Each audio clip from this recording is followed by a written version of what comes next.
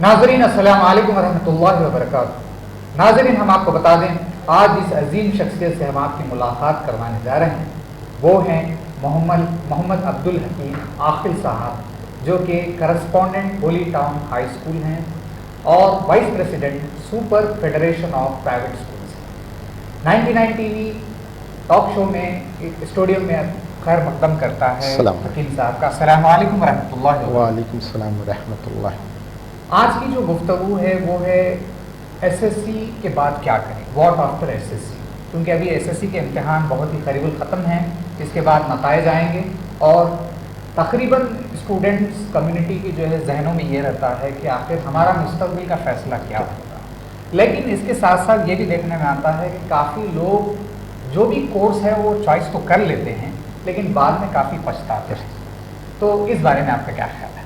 सबसे पहले मैं 99 टीवी को मुबारकबाद दूंगा कि बहुत ही राइट टाइम पे करियर काउंसलिंग का प्लान करें। सिर्फ पीर को लास्ट एग्ज़ाम है और इसके बाद बच्चे जो है एग्ज़ाम और फिर छुट्टियों में मसरूफ़ होने से पहले उनके सामने एक आप बात रख दिए कि आपके पास जो टाइम है उसमें आप अपने करियर के बारे में प्लान करें। ये बहुत सही वक्त पे सही डिसीजन है। डियर्स, कोई भी प्लान फाइनल करने से पहले मैं कौन सी स्ट्रीम ज्वाइन करूं, उससे पहले 3 चीज़ों का हम आपको ख़ास तौर पे ध्यान रखना चाहिए। सब में पहले सेल्फ असेसमेंट करना चाहिए कि मैं क्या हूँ, मेरी कैपेसिटी क्या है, मेरी इंग्लिश कैसी है, मेरी मैथ्स, मेरी साइंसेस और मेरी मैथमेटिक्स कैसे है। ये जब तक मैं सही असेसमेंट नहीं कर लूँ, हम हमारे करियर का सही डिसीजन नहीं ले सकते। आप चूँकि आपके मुस्तकबिल का सवाल है, आपके करियर का सवाल है, इसमें आप किसी के दबाव में फ़ैसला नहीं करना है, बल्कि आपको अपनी काबिलियत को मद्देनज़र रखते हुए फ़ैसला करना है। तो आप जस्ट एसएससी में आने वाले मार्क्स को बुनियाद बना के फ़ैसला नहीं करना, बल्कि आपकी अपनी असल जो हकीकत है, जो कि ना टीचर्स भी पूरी तरह वाकिफ़ रह सकते हैं, ना पेरेंट्स भी पूरी तरह वाकिफ़ रह सकते हैं, वो आप अपनी हकीकत से सिर्फ आप ही वाकिफ़ रह सकते हैं। तो आपको अपना मुहासबा करना चाहिए और अपना फ़ैसला करना चाहिए कि मेरे को क्या करना चाहिए। फिर इसके बाद जब आप अपना सेल्फ असेसमेंट कर लेते हैं, उसके बाद आप क्या करना है, करियर एक्सप्लोरेशन करना है कि आपको मालूमात इकट्ठा करना है कि एमपीसी, बाईपीसी, सीईसी, एचईसी या और कौन कौन से कोर्सेज आफ्टर 10th अवेलेबल हैं। वो कोर्सेज के बारे में अच्छी इन्फॉर्मेशन गैदर कर लेना और उसके फ्यूचर प्रॉस्पेक्ट का ख़ास ध्यान रखना कि इंटर के बाद या डिप्लोमा के बाद मेरा फ्यूचर क्या है, मैं कहाँ जाके रुकूँगा, क्या मैं सेल्फ रिलायंट होऊंगा या नहीं, फिर मैं लंगड़ा रह जाऊंगा, फिर मेरे को और एक डिग्री हासिल करने की ज़रूरत पड़ेगी। ये ज़माना बड़ा कम्पिटिटिव है, यहाँ पे हमको जो है इस बात का ख़ास ध्यान रखना है कि हम अपनी पढ़ाई के साथ साथ कुछ ना कुछ हम जो है अपनी पेरेंट के लिए सहारा बन जाए, या एटलीस्ट जो है हमारी ज़रूरत की हमको तकमील कर सके, ना कि जो है हमारे माँ बाप पे हमेशा की तरह उनके ऊपर हमारी तालीम का बोझ डालते रहें। तो ऐसे में जो है जब आप करियर एक्सप्लोरेशन करने जा रहे हैं तो उन्हीं लोगों से आप बात करना जो उस फील्ड से ताल्लुक़ रखते हो। हर XYZ से करियर के बारे में डिस्कशन नहीं करना। अगर आप इंजीनियरिंग फील्ड में जाना चाह रहे हैं तो आप जो है इंजीनियर से बात करना, या जो बच्चे इंजीनियरिंग कर रहे हैं उनसे बात करना, हाँ, या जो इंजीनियरिंग की तकमील कर चुके हैं, कोई जॉब कर रहे हैं, उनसे बात करना, तो लोग आपको सही गाइड कर सकते हैं। और कॉलेज का डिसीजन लेने से पहले कॉलेज के फॉर्मर स्टूडेंट से बात करना कि वहाँ फैकल्टी कैसे है, वहाँ पे सहूलतें कैसे है, कौन से सब्जेक्ट पढ़ाने वाले अवेलेबल है और वहाँ पे और क्या क्या आपको फैसिलिटीज़ मिल सकती। आप बाहर कोई XYZ रोड पे खड़े के उससे फलां कॉलेज के बारे में बात करें तो वो आपको कुछ नहीं बता सकता। जो एक ओल्ड स्टूडेंट जो बता सकता, या जो स्टूडेंट वहाँ पे स्टडी कर रहा हो जितना बता सकता, कोई और नहीं बता सकता। तो आप कोई कॉलेज को प्लान करें तो वो कॉलेज के स्टूडेंट से मिलकर बात करने की पूरी कोशिश करें। जब आपके पास एक्सप्लोरेशन होता, इन्फॉर्मेशन गैदर हो जाती, तो अब आपको डिसीजन मेकिंग रहता कि अब मैं क्या करूं। इसमें किसी का दबाव नहीं होना चाहिए, माँ बाप का दबाव नहीं होना चाहिए, पीयर ग्रुप का दबाव भी नहीं होना। पीयर ग्रुप बोले तो आपके फ्रेंड्स, हमारे फ्रेंड इंजीनियरिंग कर रहे हैं, मैं भी इंजीनियरिंग करता हूँ, हमारे फ्रेंड बाईपीसी कर रहे हैं, मैं भी बाईपीसी करता हूँ। नहीं, फ्रेंड अगर इंजीनियरिंग कर रहे हैं तो वो उनका अपना टेस्ट है, उनकी अपनी कैपेसिटी है। आपको ये ज़रूरी नहीं है कि उन्होंने इंजीनियरिंग करे तो आप भी इंजीनियरिंग करें। आप अपनी कैपेसिटी को चेक करें कि क्या मैं इंजीनियरिंग करने के काबिल हूँ या नहीं, और उससे बढ़ के कुछ करने के काबिल हूँ। अगर मैं उससे कुछ बढ़ के करने के काबिल हूँ तो क्यों ना मैं थोड़ा उससे ऊंचा टारगेट तय करूँ। ना कि जो है जो मेरा दोस्त टारगेट तय कर रहा है। तो हम अपनी इंडिविजुअल कैपेसिटी को तय करके डिसीजन मेकिंग करना, और जब वंस डिसीजन मेकिंग कर लिए फिर अब उसके ऊपर इम्प्लीमेंटेशन के, अब मैं ये रास्ते पे चलना शुरू करना है, बल्कि वो रास्ता चलना शुरू करना। और एक दुनिया का उसूल है, मैन प्रपोजेस गॉड डिस्पोजेस। हम बहुत कुछ मनसूबाबंदी करते, मगर इसके बावजूद वक्त और हालात के साथ साथ बास मरतबा हमारी मनसूबाबंदी में कुछ हमारे को तरमीमात भी करना पड़ता, चेंजेस भी लाना पड़ता। तो उसके लिए भी हम मेंटली रेडी रहना। तो जब आप कैरियर एक्सप्लोरेशन करते रहते तो उसमें सिर्फ कोई एक कैरियर को एक्सप्लोर नहीं करना, बल्कि शुरू में 3-4 कैरियर्स को एक्सप्लोर करना, फिर आप जो है माइक्रो करना, यानी 1-2 कैरियर्स को एक्सप्लोर करना, और फिर आखिरी में कोई एक कैरियर को एक्सप्लोर करके उसके ऊपर अमल करना शुरू करना।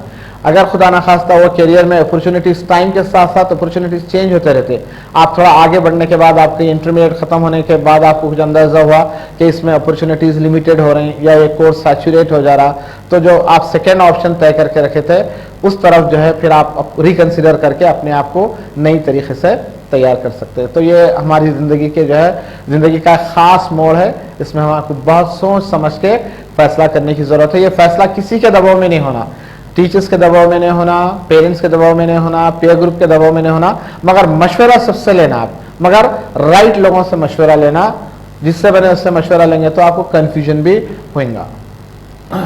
हकीम साहब, अमूमन ये देखा जाता है जब स्टूडेंट एसएससी पास करता है तो उसके सामने सिर्फ 3 ऑप्शंस जो है रह जाते हैं, या तो एमपीसी, बाईपीसी, सीईसी। पिछले दौर में देखा जाए तो एचईसी को भी काफ़ी अहमियत दी जाती है, लेकिन आजकल वो कोर्स कहीं अहमियत खो चुका है। इसकी क्या वजह हो सकती है? इसकी वजह क्या है, HEC leads to BA history, तो और आजकल जो कॉलेजेस वगैरह जो है सिर्फ क्या है मटेरियलिस्टिक साइंसेस की तरफ बहुत ज़्यादा कंसंट्रेट करें, कोई नेचर को या कोई हिस्ट्री के बारे में कोई जानकारी हासिल करने का आज उतना शौक़ नहीं है, या नेचर की स्टडी करने का, या जो है अपना एस्थेटिक सेंस को जो है समझने की कोशिश करने की आजकल फ़िक्र बहुत कम हो गई। मगर हिस्ट्री की अपनी एक अलग अहमियत है और एस्थेटिक सेंस की एक अलग अहमियत है, उस अहमियत को हम कभी घटा नहीं सकते। मगर एक दौर रहता है एक चीज़ का, आज जो है बस इंजीनियरिंग मेडिसिन है, मगर अगर आप गौर करके देखें तो इंजीनियरिंग फील्ड तो सैचुरेट हो चुकी पूरी, तकरीबन हर घर में आपको 2-3-4 इंजीनियर्स मिल जाएंगे।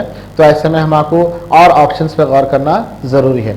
तो एचईसी अगर हम ऑप्शन ले रहे हैं तो आपको डिग्री में जो है बीए सोशल वर्क बोल के एक कोर्स है जो बहुत बड़े प्रॉस्पेक्टस रखता, बहुत ज़्यादा आपको उसमें सहूलतें हैं। और जब आप एमए सोशल वर्क कर लेते तो आपको जो है एक सोशल वर्कर का सर्टिफिकेट भी मिल जाता, और गवर्नमेंट की तरफ से जो है कि आप ऑथेंटिकेटेड सोशल वर्कर बन जाते। गवर्नमेंट अपने कोई भी स्कीम्स लॉन्च कर रही तो उसको जब एनजीओ की ज़रूरत रहती तो सबसे पहले एमए सोशल वर्क और बीए सोशल वर्क के स्टूडेंट्स को बुला के उनसे डिस्कस करके वो प्रोग्राम्स को जो है पब्लिक में लाने की कोशिश करते। तो एचईसी कॉलेजेस प्रोवाइड भी नहीं कर रहे हैं अनफॉर्चुनेट, और बच्चों को जो है वो एचईसी पढ़ने का मौका भी नहीं मिल रहा।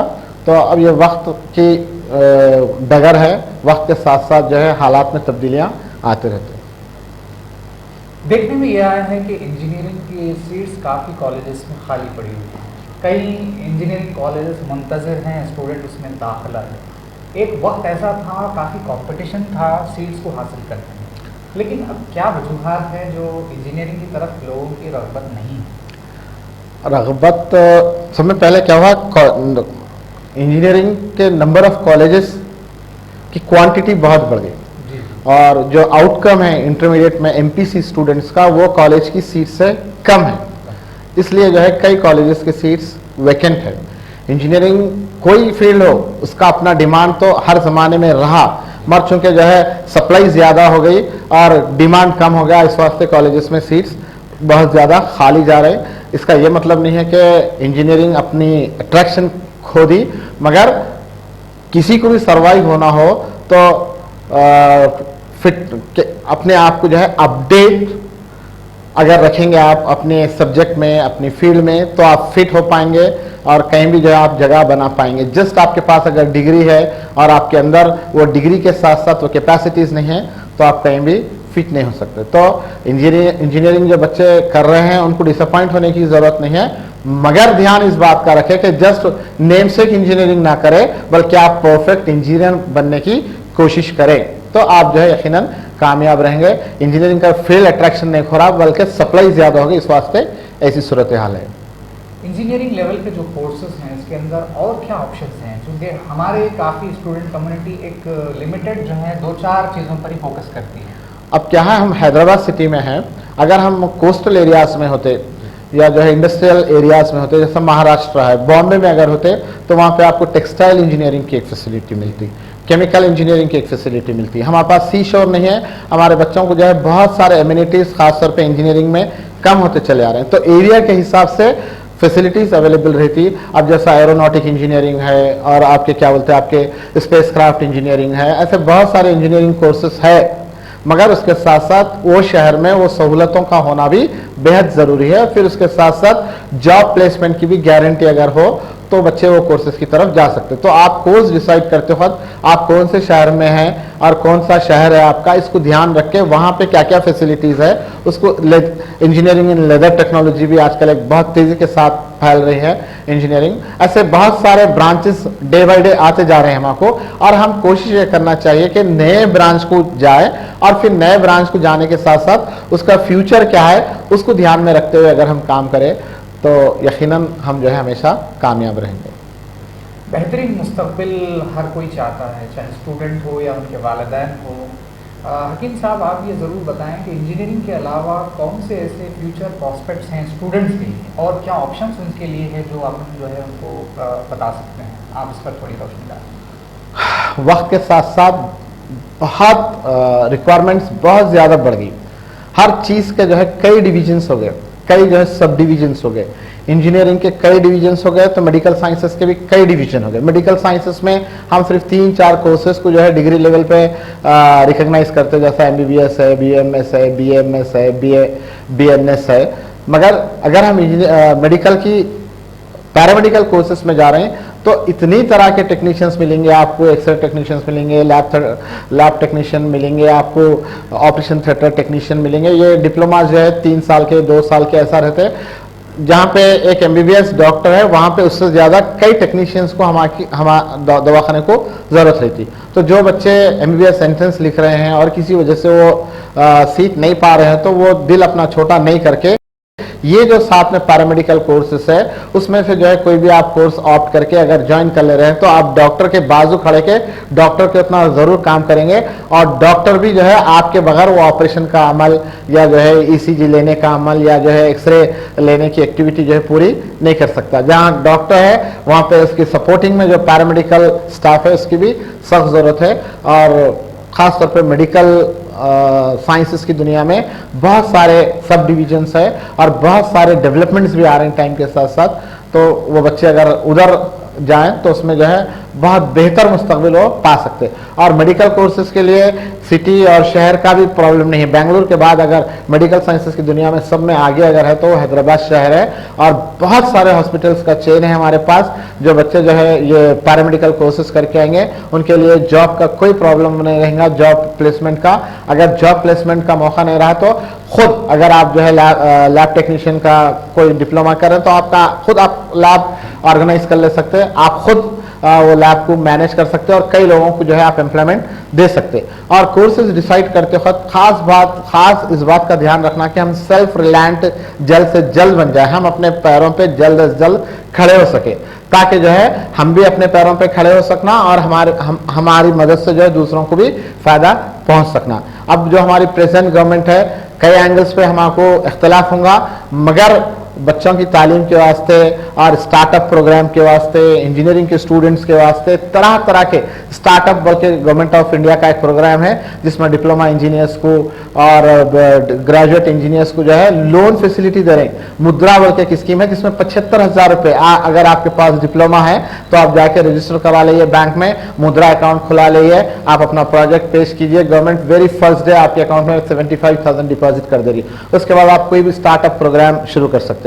और स्टेट लेवल पे KT रामाराव जो जय चंद्रशेखर राव के बहुत ही होनहार साहिबजादे हैं, जो हमारे मिनिस्टर है, उन्होंने जो है टी हब के नाम से, IT हब के नाम से तेलंगाना में शुरू करें, जहाँ पे जो है इंजीनियरिंग की दुनिया के कई स्टूडेंट्स को कई तरह के जो है लोग प्रोग्राम्स दे रहे हैं। अगर हम उसकी वो फैसिलिटी को का भी अगर फ़ायदा उठाए तो हम जो है बहुत कुछ जो है इंजीनियरिंग की फील्ड से भी अपने आप को कामयाबी की तरफ लेके जा सकते हैं। और यंग और फ्रेश ग्रेजुएट्स IT हब का पूरा फायदा उठा सकते हैं, यंग और फ्रेश ग्रेजुएट्स मुद्रा स्कीम का पूरा फायदा उठा सकते हैं और स्टार्टअप्स का पूरा फायदा उठा सकते हैं।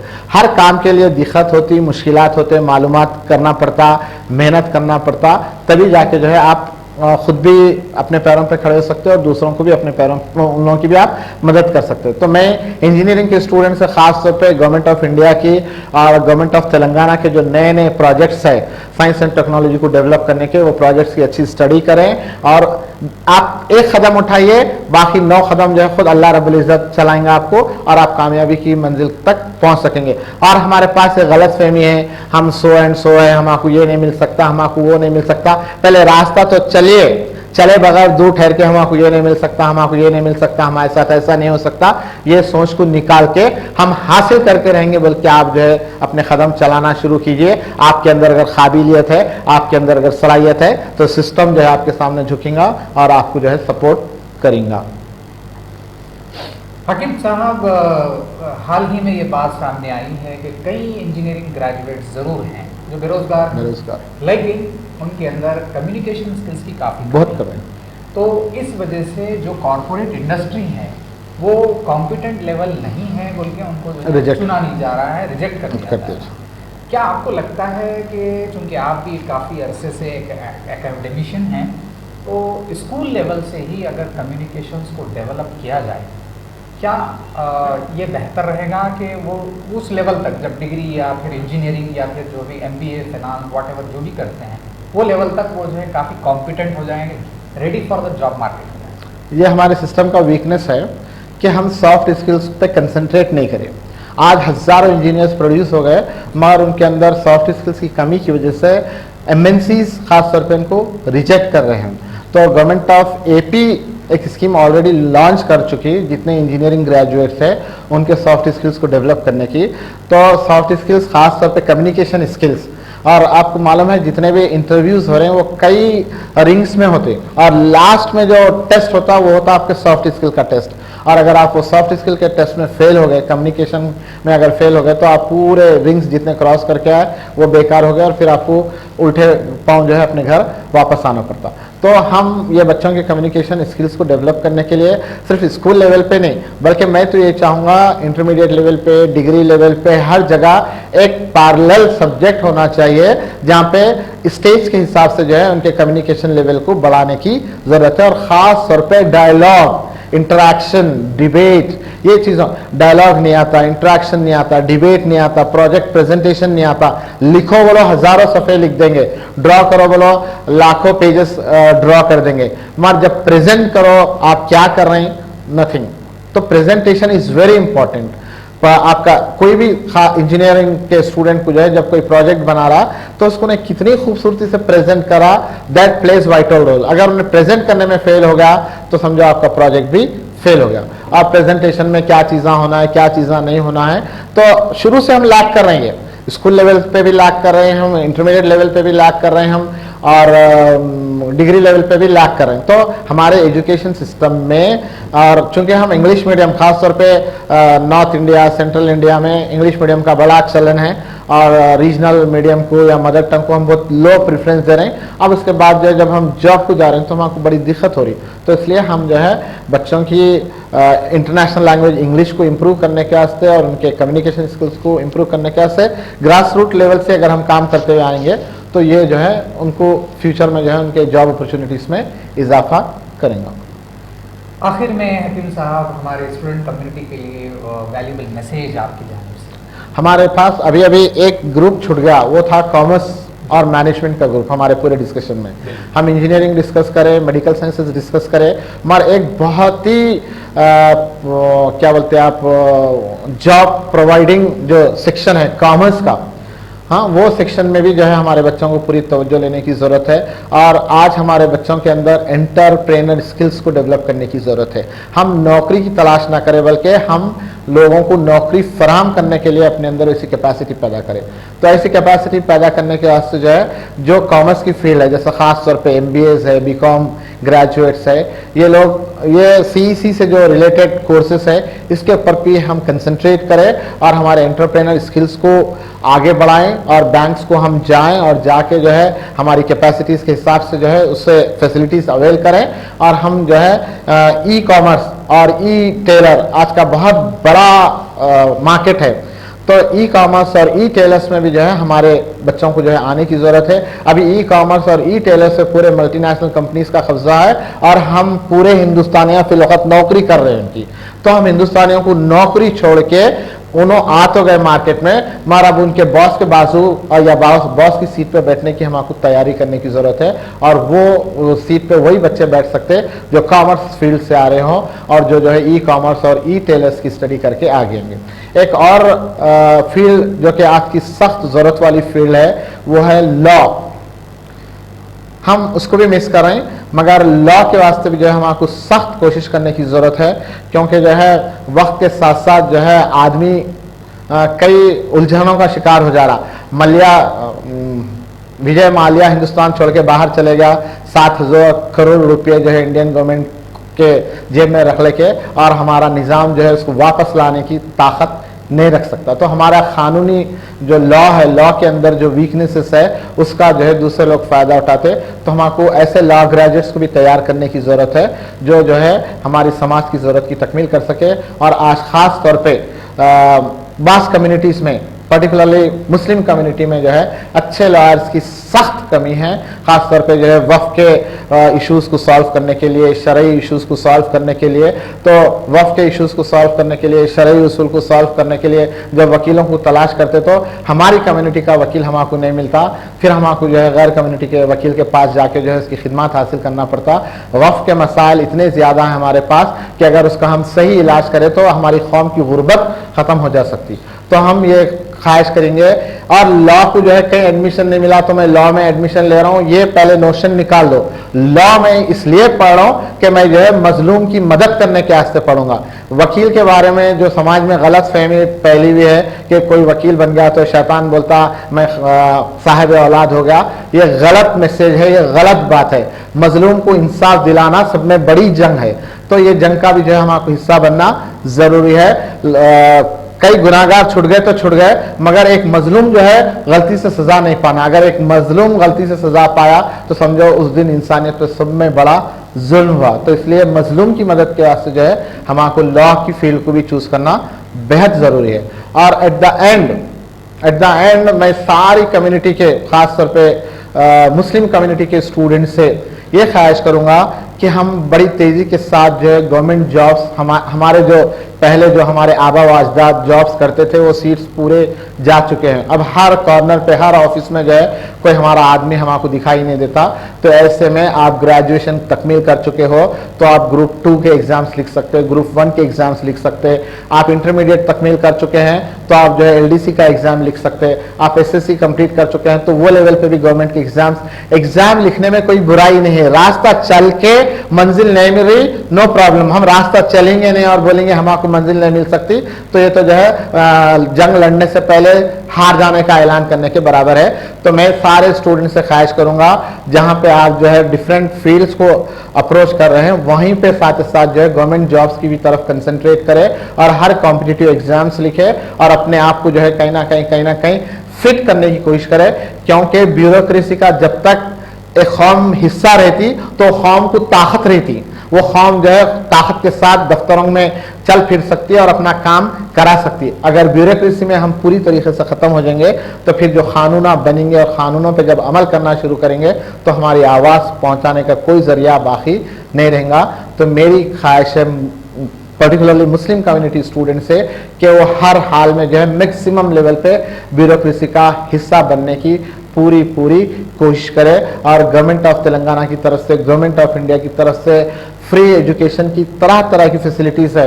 निज़ाम कॉलेज में जो है माइनॉरिटीज़ के स्टूडेंट के लिए जो है कैरियर गाइडेंस का भी इंतजाम है, एजुकेशन का ग्रुप 1 ग्रुप 2 के एग्जाम्स के लिए और DSC एग्जाम्स के लिए, टेट के लिए गवर्नमेंट की तरफ से फ्री एजुकेशन की फैसिलिटी है। आप उसमें जाइए, स्टडी कीजिए और इम्तिहान लिखिए। सब आपके बराबर के रहते, कोई आपसे आला नहीं रहता। जो मेहनत करेगा, जो मशक्क़त करेगा, जो कोशिश करेगा उन्हें कामयाब होगा, जो लापरवाही करेगा उन्हें नाकाम रहेगा। हमारे तमाम एग्जाम्स के लिए आपके पास 2 चीज़ों का रहना ज़रूरी है, करंट अफेयर्स और जीके।